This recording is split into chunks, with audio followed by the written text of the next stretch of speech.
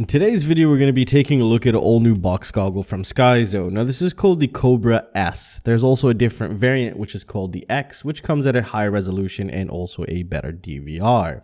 So we're looking at the budget model, and in budget it's slightly a bit over budget, it's around 170 bucks.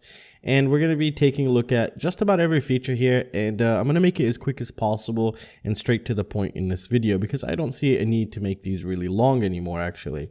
So let's get started here. First of all, just get the accessories out of the way really quickly. So for one, they do provide us with the AV converter here. So from RCA to this type of connector, which is the 3-pin 3.5 millimeter. We also do have an Xt60 to a normal power jack, which is really nice. And not only that, you could power this 3 different ways, which is pretty insane.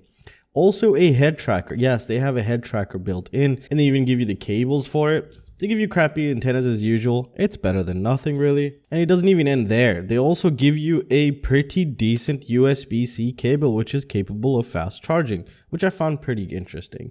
The quality is somewhat decent, but it does the job just fine. Now why would they give you a USB Type-C? Well, if we take a look at the bottom here, you could power this 3 different ways. You can go the Xt60 route with the DC in, which they give you. You could even power it off a power bank or USB Type-C, which is pretty insane. And also an 18650 battery. Now what's really nice, I was afraid of at first, is some 18650 batteries are basically flush, just as this one, especially on the positive side. And it is able to, it portrays slightly there to actually make contact, which is really nice. So you're not limited to a specific one, or you might have to add something. So whatever 18650s you have laying around will definitely work. And you can see where they connect right here. This is a really nice design actually. And by the way, you can also, and this thing actually also charges the 18650s through the USB-C. So out of the box immediately, just in terms of power, there's a ton of features there. And obviously we still do have HDMI in, AV, SD recording capabilities, the head tracker, and that's really about it right now.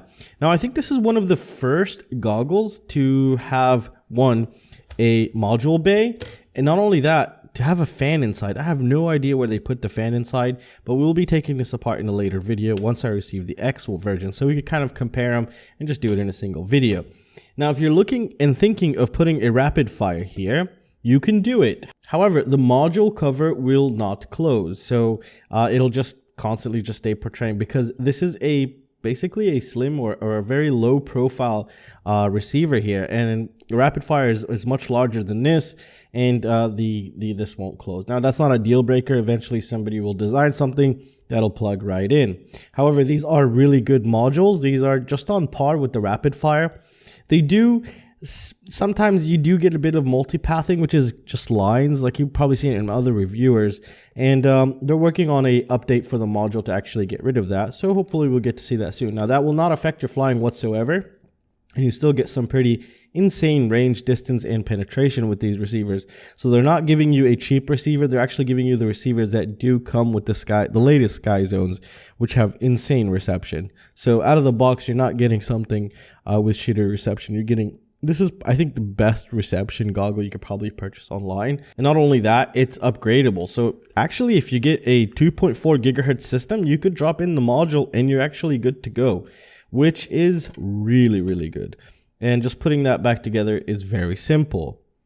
Now, the overall controls and layout is basically identical to their Skyzones actually, except just missing one extra button here.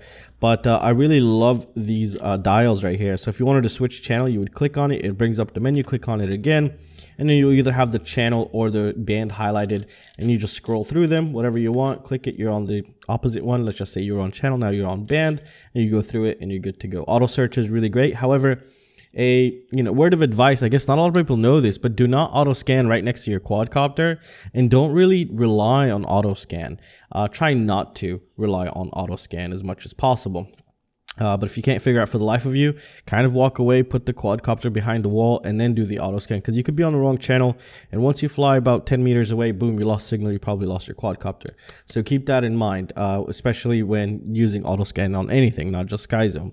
But Skyzone does seem to have one of the best auto scan features due to the on-screen display that will do all the information provided.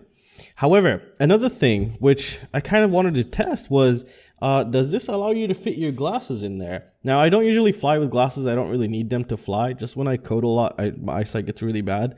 So this actually, you know, it'll fit in pretty much, not all glasses, depending on the size. For example, this one right here would fit just fine. And I'll have the size on the screen somewhere. I don't know how big these are currently, but these are carbon fiber, as you can tell, which is pretty awesome, yeah. So if you do wear glasses, you're going to be good to go in that perspective. Now, performance and reception is really great. And also, let's talk about a little bit about servicing. They do have a European service center, which is really great. And US, I think they're currently planning on one very soon to have a US service center there as well. And yeah, that's a really good thing, and that's, I think, a step in the right move and in the right direction, especially for Skyzone if they want to compete. And you know, Skyzone doesn't really disappoint. They really hold on to their word, and I really like what they're doing here.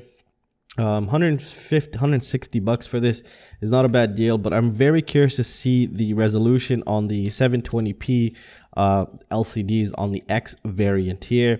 But this is by far one of the biggest step up since the Eachine EV800Ds. This is right below like a Skyzone Sky02 or a Eachine EV300. Yeah, so this is, you're going to get something really nice and very flyable and actually pretty proper. There's no adjustments to the screen, but I didn't need to, but that can vary from face to face and people's eyes, so it's very difficult to say. But I've gotten some of the latest Eachine box goggles where everything was just double vision. However, here I didn't have that, but it did take me about half a second to get my eyes adjusted in order to actually just to get them adjusted. Basically, I can't explain it. It's really difficult to actually explain that. But anyways, after long use, it was just decent and it was just good. This is by far, honestly, I think the best FPV box goggle you could probably purchase. Now, I'm just going to give you my overall thoughts and opinions here. The DVR footage is really great, kind of like the Fat Shark HD3 is probably slightly better than that. The overall features it provides is insane. You know, the future proofing of the module up here, which is really great. The fitting is really good. Also, the nose section, I think I have a pretty decently big nose, and I was totally fine clearing this. They also do provide you with some paddings and stuff if you had a smaller nose. There is a slight leak from the bottom, especially in this area for me, and also a little bit from the sides here, but that is to be expected due to the cutouts here. It's actually much better than the DJI FPV goggles. However, with the DJI goggles, I always have to put some sort of a hoodie on, so I could put the hoodie on so the light does not leak through and then it reflects on the screen. This does have a slight light leak, but not as bad as the DJI goggles, and that is to be expected. There's nothing you could really do about that. Maybe if you wanted to put some of these foam ones here that they provide, and I think that's what actually these are for. You just put them here, and that'll reduce some of the light leakage. And if you had a small nose, you probably want to use one of these right here, which goes right there. I put that on, but yeah, it would just stop fitting on my face. So it depends on your face again. Very hard to say how it's going to fit yours.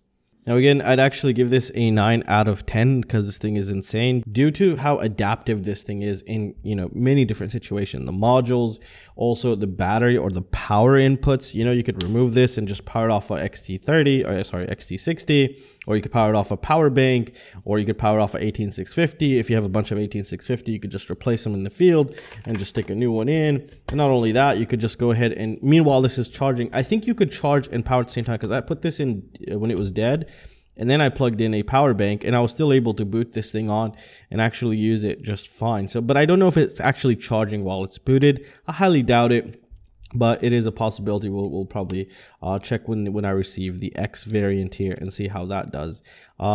It's a solid goggle. There's no shakes, nothing. The buttons are really tactile. Honestly, guys, this is a 9 out of 10. There's really nothing I could say other than that.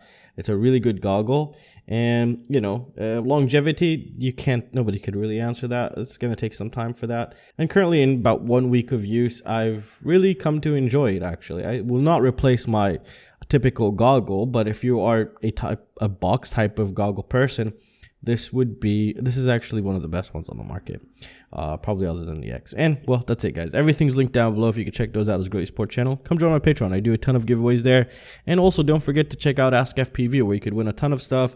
You get price comparison for all FPV sites, so if you're looking for a product, a lot of crazy cool stuff there. Also, if you need help, check out Ask FPV applications available for iOS and Android, and I will see you guys in the next one. Peace.